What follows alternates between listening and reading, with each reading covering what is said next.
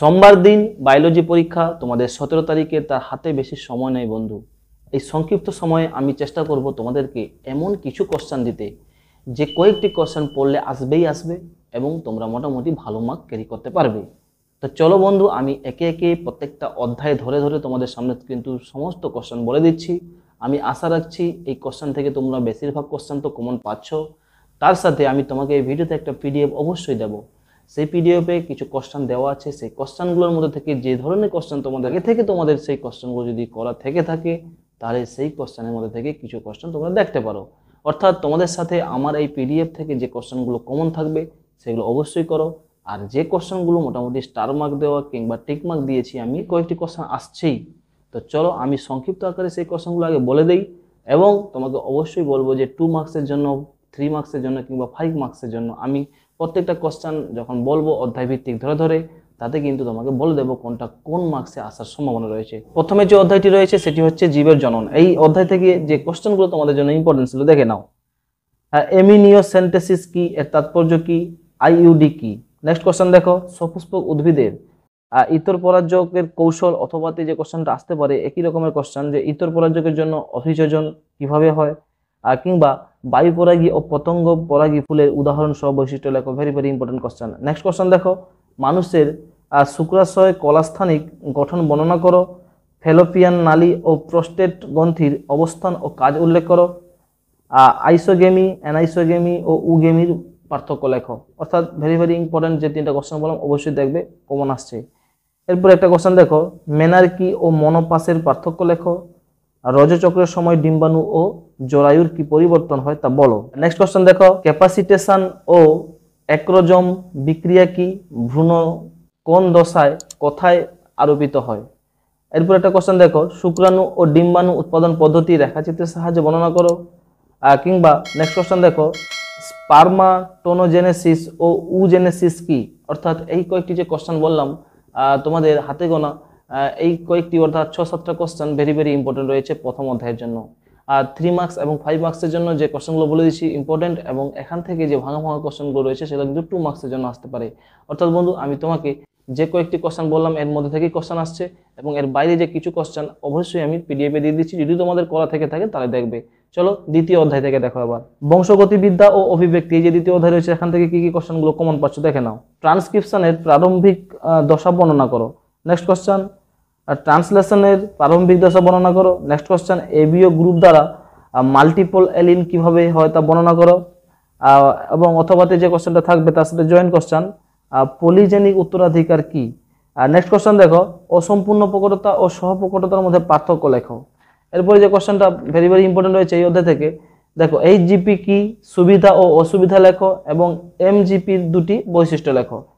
Next question দেখো, down syndrome, Turner syndrome ও ক্লাউনফেল্টার সিনড্রোমের কারণ ও উপসর্গগুলি লেখো।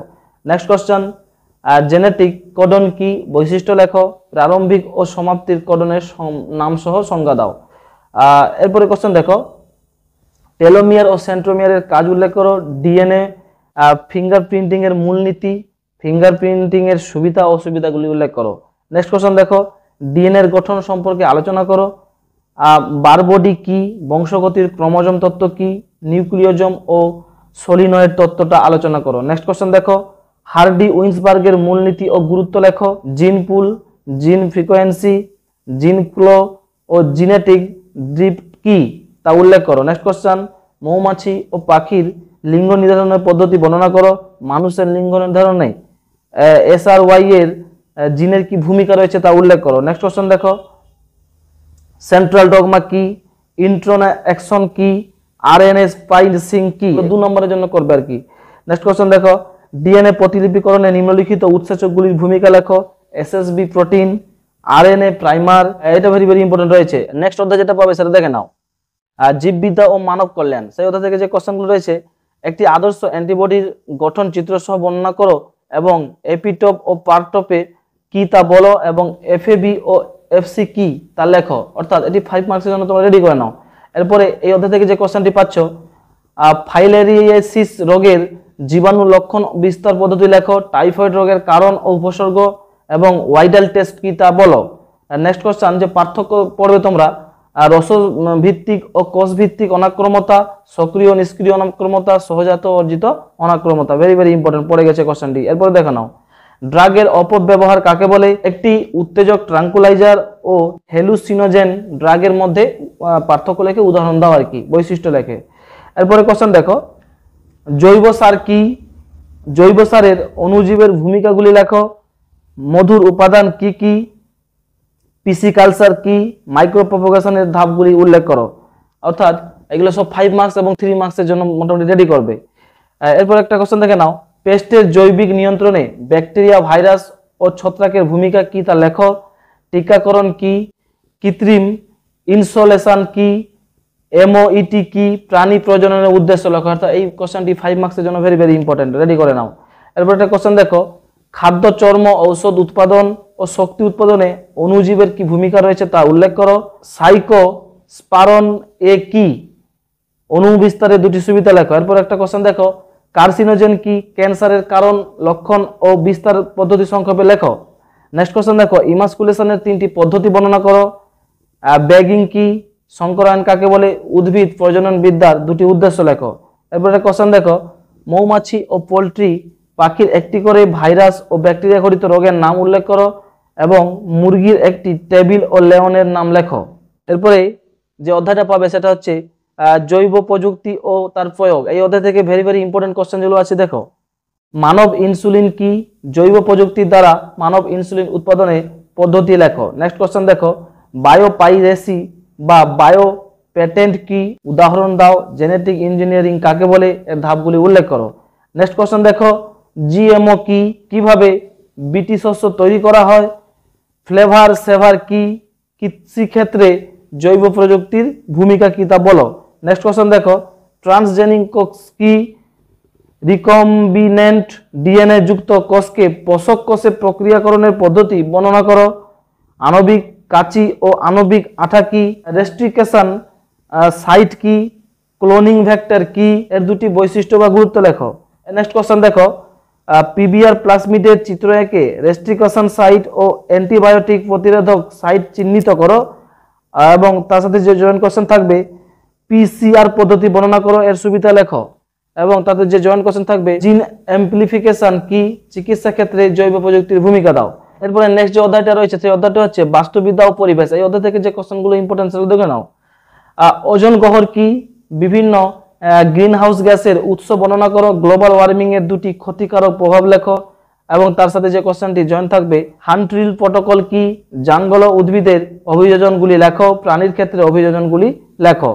অথবা যে কোশ্চেনটি আসতে পারে দেখে নাও, জৈব বৈচিত্র্য অবলুপ্তির 4টি কারণ লেখো। জীবগত ও প্রজাতিগত বৈচিত্র্যের পার্থক্য লেখো। বাস্তুতান্ত্রিক কাকে বলে? এছাড়া এই অধ্যায় থেকে যে পার্থক্যগুলো পাবে দেখে নাও, হ্যাবিটেন্ট ও নিচ কি? মানে এদের পার্থক্য লেখো। এরপরে হেলিফাইট ও সিওফাইট এদের পার্থক্য লেখো। এরপরে যে কোশ্চেনটা পাবে এই অধ্যায় থেকে দেখে নাও, হটস্পটের শর্ত কি? ও এন্ডোডার্ম ও পয়কিলো আর্ম প্রাণী পার্থক্য লেখো। ফটোকেমিক্যাল ও ক্লাসিক্যাল স্পোকের পার্থক্য লেখো। এরপরে যে কোশ্চেনটা পাবে, চিপকো আন্দোলন বলতে কি বোঝো? এই আন্দোলনের নিরিখে জেএফএম বর্ণনা করো। হাইল্যান্ড ভ্যালি আন্দোলন কি? জীব বৈচিত্র্যের 2টি বৈশিষ্ট্য লেখো। এরপরে যে কোশ্চেনটা পাবে, জৈব বিবর্ধন বা ইউট্রোফিকেশন কি? উদাহরণ দাও। ইনসিটু এক্সিটু সংরক্ষণের সংজ্ঞা দাও। রেড ডাটা বুক কি? লবণাম্বু ও জলজ উদ্ভিদের 3টি করে অভিযোজন লেখো। নেক্সট কোশ্চেন দেখো, বাস্তুতান্ত্রিক পিরামিড কি? অল্টানো পিরামিড কি? বাস্তুতান্ত্রিক পর্যায়ক্রম কি? ইকোটম কি? ক্রায়ো সংরক্ষণ কি? জেরোসিরির ও হাইড্রোসিরি কি? এরপরে যে কোশ্চেনটা পাবে দেখে নাও, পপুলেশন কাকে বলে? জন্মহার ও মৃত্যুহারের মধ্যে পার্থক্য কি? জে ও এস আকৃতির লেখচিত্রের বর্ণনা করো। পপুলেশনের বিভিন্ন বয়স ভিত্তিক পিরামিডের বর্ণনা দাও। নেক্সট কোশ্চেন দেখো, কঠিন বর্জ্য ব্যবস্থাপনায় 3টি পদ্ধতি লেখো। ইওএস কি? বাস্তুতন্ত্রের শক্তি প্রবাহের 4টি প্রভাবক ও পর্যায়ের বর্ণনা করো। অর্থাৎ বন্ধুরা, আমি এখানে তোমাদের সামনে সম্পূর্ণ যে 3 মার্কস এবং 5 মার্কসের কোশ্চেনগুলো ভেরি ভেরি ইম্পর্টেন্ট যেগুলো রয়েছে, শেষ মুহূর্তে শেষ রাতের প্রস্তুতি হিসেবে যে কয়েকটি অবশ্যই তোমাকে পড়ে যেতে হবে, যেগুলো কমন পাবেই, সেই ধরনের কিছু কোশ্চেন প্রত্যেকটা অধ্যায় ধরে ধরে মোটামুটি 4টা-5টা করে বলে দিয়েছি। এর বাইরে কিন্তু কোশ্চেন হচ্ছে না লং কোশ্চেনের জন্য। তবে 2 মার্কসের জন্য এর থেকেও হয়তো একটু বেশি পড়তে হতে পারে, কারণ 2 মার্কস তো জানো একটু বিভিন্ন শর্ট কোশ্চেনকে জয়েন করে 2 মার্কস থাকতে পারে। তাই আমি বলবো, আমি যে পিডিএফটা দিয়েছি সেই পিডিএফটা সরাসরি গিয়ে তোমরা ডাউনলোড করে নাও, তাহলে দেখবো ওই পিডিএফের মধ্যে থেকে ম্যাক্সিমাম কোশ্চেন তোমরা কিন্তু কমন পেয়ে যাবে। যদিও দু একটা যদি না পড়ে মোটামুটি নিজের কনসেপ্টটা লিখে আসতে পারবে। তো বেস্ট অফ লাক বন্ধু, এই ছিল শেষ মুহূর্তের একদম প্রস্তুতি, হাতে গোনা কয়েকটি কোশ্চেন, যেটা না পড়লে নয়, যেখান থেকে কোশ্চেন আসছেই আসছে সেটাকে তোমাকে পড়তেই হবে। তাই আমি তোমাকে একদম সংক্ষিপ্ত আকারে যে কয়েকটি কোশ্চেন পড়ে যেতেই হবে সেগুলো বলে দিলাম। বেস্ট অফ লাক, ভালো থেকো, সুস্থ থেকো। অবশ্যই এসআর কোচিং সেন্টারকে ভুলো না, চ্যানেলটি সাবস্ক্রাইব করে বন্ধুদের মাঝে শেয়ার করে অল নোটিফিকেশন অন করবে। Thank you.